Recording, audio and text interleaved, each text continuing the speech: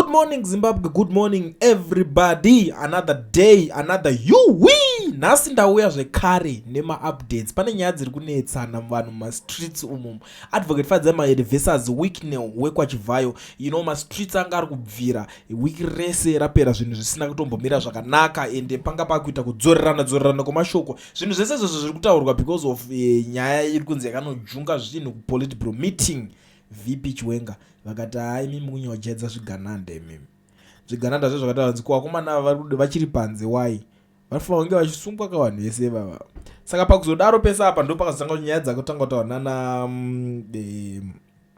Wicknell ameno zvaangangotaura kuti mastatement kwake ari muchikopokopo udzemaere Fadzemaere kuti zvakati kundanzwa Fadzemaere ari kukomenda nyaya yekuti ndatinga maambulensi zvarwadza kachichichi. So Fadzemaere anomboda kutambisa nguva achisekerera zvinhu zvakadaro zita rake richitambwa naro ando pakatanga kutaura nyaya dzekuti koiwo ndakanzotoda kuita vice president kaiwo. In fact akatanga nekutoti dear VP Chivayo, muri kuzviona. So Chivayo zvakamubata because unozoti zvinhu zvekungoti maoffices haasi kutamba noga, especially vanhu vacho vakama occupy maoffices acho iwayo haisi kids game. Maybe handizosiya hangu kuna Mohad, pamwe Mohad anogona kunge ari soft ngedringa. Mohad ndanyatsomuziva, handizivi kana imi muchimuzivawo zvenyu, but he looks quite kudaro, but not the general. The general is quite, but kwete zviri quite well kuti munhu akadhibhaka anenge quite zvekutotarisa zvezve, but munhu kuti haajaidze makudona anokamina because iye ndiye gudo guru racho. Saka Chivayo ndokutanga kutya pastatement rake achiti zvoni inini zvangu chimbomirai zvekuti zvoni nditi munhu weZANU-PF because it denigrates the office of our two VPs. I've always been on a record throughout my life that I have no intentions whatsoever of seeking any public or political office, as much as you may desperately want to create pathetic controversy. Your imaginary theory that I hold any ambitions of becoming VP should remain nothing more than a figment of your poor imagination. That's Wicknell Chivayo. Ma statement ake ari kubuda achitaura chinyora English but thank goodness chirungu cha Wicknell achinetso kuverenga izvi tinoverenga. So Maere munhu wekuti anodhiga zviri deep ndobva atodzoka futi ipapo vari pakati pekutotaura zvikati good day VP Chivayo, why are you lying that you have never wanted public office, yet as far back as 11 March 2013 you announced your ambition to become vice president? Apakaipa ende makore acho paaitonzi aida kuita vice president pacho ndo paaitoda kutopindira vakomana vacho vanga vari kuana ED vacho. I think ED, yes, madhezi ana mai mujuru ED because pakazoti mai mujuru vachizobva ndo pakazoyana ED nana Pekezi Lempoko chichitimirere. Saka kuona vanhu vacho kwakatobvira kudhara achitoda uVP wacho.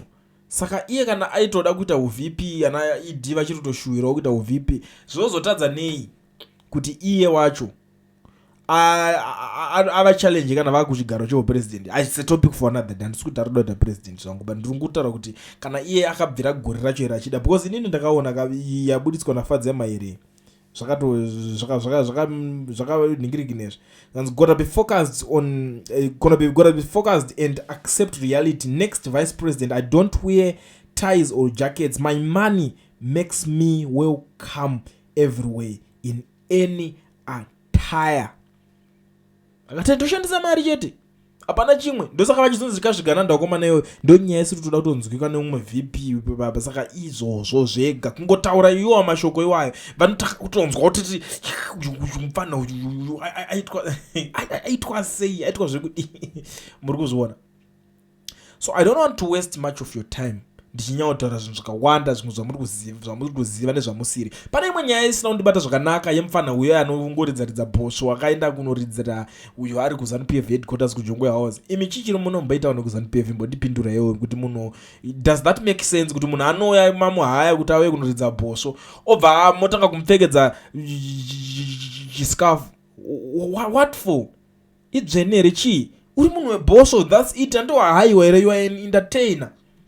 Obva wanzi pfeka iri ziziningirikindiro riri.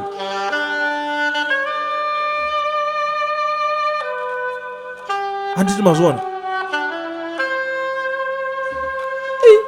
zvakaoma izvi. Anyway, muri Zimbabwe handisida kunyanyopedza nguva yenyu panapa, ndigenza kudai so vari da kuregistrwa makambani nekuvhurwa maFNB business account vasina mawork permit, vangori nemapassport chete. Bata education research company yana oni ndakuisira iyo here mobva mangoona zvamanje manje. Sarira munzwe, da kuti munzwewo zviri kutaurwa nevamwe vanhu panapa, tozotaurirana mucomment section because nhasi Sunday ke nhasi hangu thank goodness ndangotanga kuchiri kusenseni kuitira kuti tizongodokerwa takuziva kuti zvimwe zviri kuitika. Pane zvimwe zvinhu zvatichimboshanda on kutiona kuti tingazvibudisa here kana kuti tingaregedza kuzvibudisa. Kule ndinoda kumbotaurawo pamusoro penyaya yezviri kuitika izvi. Hongu mungavenge vanhu muchivavenga kuti sei vasiri kusapota Geza. Muchavamaka ende hazvife zvakabatsira. Nekuti wanzi tangosapota Geza tikutosapota ZANU-PF. Ndakambotaura ndichiti nini Geza kana ari murume chaiye akauya nerevolution yekubatsira vanhu nekudzora nyika kwayakuenda kumawere, ngaati pasi neZANU-PF. Why asingati pasi neZANU-PF? Anoziva kuti vari muchinhu chawo cheZANU-PF. Saka inini shoko rangu nderekuti ivo kana vanhu vari muchinhu chawo cheZANU-PF ngavasave kuvanhu vachitaura kuti sisi toda kubvisa ZANU, toda kubvisa vaMnangagwa, toda kubvisa ani tichisa ani. Izvozvo ndo zvatiri kuramba. Ndaona murume uyo mwana waGeza anga achitaura kuti inini hatinambobvira takataura kuti toda kubvisa vaMnangagwa tigwisa vaChiwenga. Handambobvira ndakadaro. Isusu tiri kumhanya necherevolution. Mukoma wangu, nyaya yangu ndeyekudai. Ini ndikakuudzai kuti mimi ingwete pasi neZANU-PF tobva taziva kuti hamusi ikoko, muri revolution chaiye isina vanhu veZANU-PF mukati. Hatichatrasta zvinhu izvi, hatichazvitrasta. Inini myself pachezvo hatichazvitrasta ba, ndezvekunyepa. Muda kubatsirwa kubvisa munhu aripo kuti muise wamunodya naye mimi. VaMnangagwa hamusi kudya nawo ba.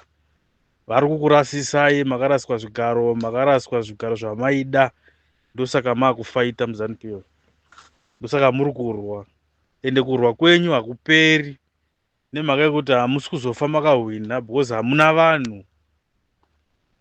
vanhu varume mimi. Kubva baba wako Geza newe wacho mufana wacho hamuna vanhu. Ndakakuudzai kuti mimi vangoti pasi neZANU-PF muchaona kuti maplatform enyu achazara kudarika zvamuri kufunga izvi. Zvezvo kutaka kutishidzira kuti akomana ndinotsamwa, hatisi kurara nekufunga, hatisi kurara tichigadzisa nhau iyi. Ipi nhau yamusiri kurara muchigadzirisa? Ipi yamukuda kutidzama kutiudza nhasi? Ndezvenyu ZANU-PF ikoko musaudze vanhu. Ndezvenyu ikoko ZANU-PF gadzirisana muchagadzirisana. Hazvinei nevanhu izvozvo. Imi munozviziva kuti vanhu chaivo varipi, munozviziva. Kana muchizviziva uyai right side. Kwete kuuya muchititaura zvokuti hanzi hatisi kutadza kurara tichigadzisa chinhu ichi. Saka uda kuti nesuwo titadze kurara, kutadza kurarira zvinhu zvemuZANU-PF. Titadze kurarira zvinhu zvemuZANU-PF. 2017 makabatsirwa zvakadii? Semasoja amuzama kuda kutemba muchiti mimi ndiye anokwanisa kukubvisirai munhu. Masoja haabvisa ari ega, anotobvisa nepublic nepovo, ndozinotobvisa munhu. 2017 makazviona. Iye zvinezvi kana masoja akabuda achitoda kumubvisa, muchanyara mukarwiswa makafa mese. Because zvinhu zvatoonekwa kuti muri kubvisa president nemilitary. Because kune kusina vanhu. Vanhu havatouyi. Vanhu vangwara vatombouya vachibatsira chinhu chenyu chamuda kuzama kuita ichocho. Muchafa mega mustreet. Kusvika makuziva kuti chinonzi vanhu chii. Mazvinzwa?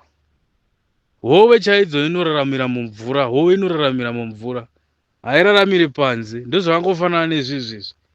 Kuti we munhu raramira muvanhu. Vanhu ivavo ndo vanokubvisa, vanokuisa, ndo vanokuita zvavanofunga, ndo vanokuvhotera. Imi kana makangwara kaingobvisaneka, bvisaika nemasoja amuri kutemba kuti masoja ndiye atifana kutibvisa. Magenerals matiregerera. Havana zvavanoita kana pasina public, pasina povo. Bvisai zvenyu. Musaudze vanhu hamuna, alright, hatina need yekudzwa, itai zvamuda kuita. Muende kumagenerals enyu akubvisire president wamuri kuda kubvisa, moisa wamuri kuda imimi. Hatinei nazvo, enda mutombotoona tichimirako. Mosiyana nekuremba muchinetsa vanhu. Mimi vanhu. Vamusida kuteerera. Isusu hatisi kurara. Uda kuti nesuwo isu titadze kurara. Tiri ZANU-PF. Ndakakutaurira kuti mimi kana muda kuti zvinhu zvibudirire, makati hanzi hamusi kudependa na any politics. I mean any politician or any party muri kuda kutora munhu wese ingoita revolution. Revolution yenyu haibudirire because Geza nanhasi ingori member yeZANU PF. Chigaro chake hachina mubvira chakabviswa chiriko vaGeza. Ivo vari kutaura nhasi ava. Musatiita mastupid. Vanhu varuziva zviri kuitika. Ndosaka musiri kutombona vanhu vasinei nazvo. Iye zvine zvapasina kana hwana anomboteerera Geza. Ndimi mega imimi wezvimaplatform nemuchingopikisa muchiri kuteerera zvaGeza. Takatosiyana nazvo ini. Hazvina kana musoro izvo. Zvina. Hazvina kana direction. Baba vangu varotorasika zvavari kutoita zviya. Ngavangoti pasi neZANU vanoteerwa nevanhu. Bhozi hatigoni kugadzisa chinhu chenyu chekuZANU PF kuti matadza kuwirirana uko. Mauda kutanga kuda kudeedza vanhu. Vanhu uyai tibvise munhu atinetsa.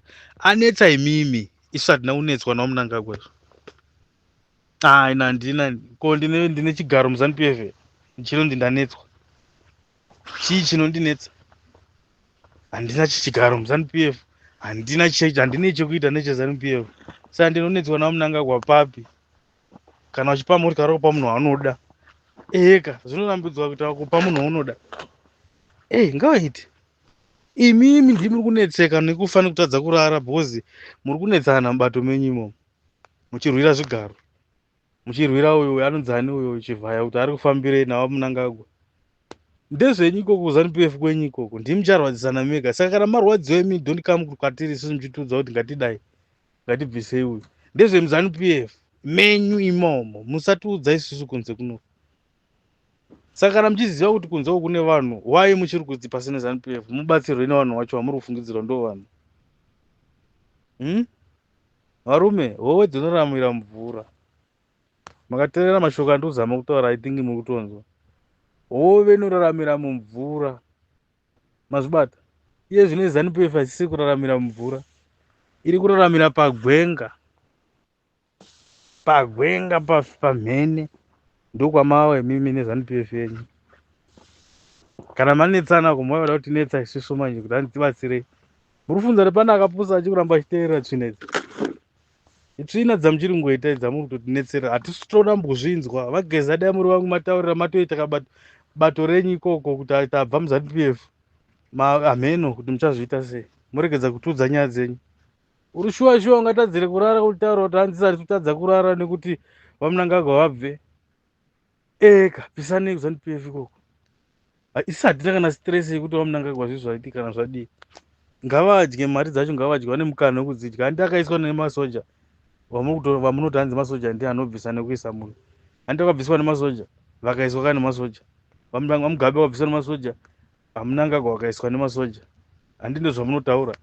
Which means povo yamuda kuzama kuti tsvagira nhasi haina mbobvira yakaparticipate akabva 2017. Handina mbobvira ndakanzwa muchimenshena nyaya yekuti povo tisi takadai kana kuti takazoidai. Handina mbobvira ndakanzwa muchimenshena izvozvo. Saka muri kufungudza kuti vanhu vari kusekerera izvozvo. Zvamanga muine simba makadedzere povo kuti ipinde mustreet.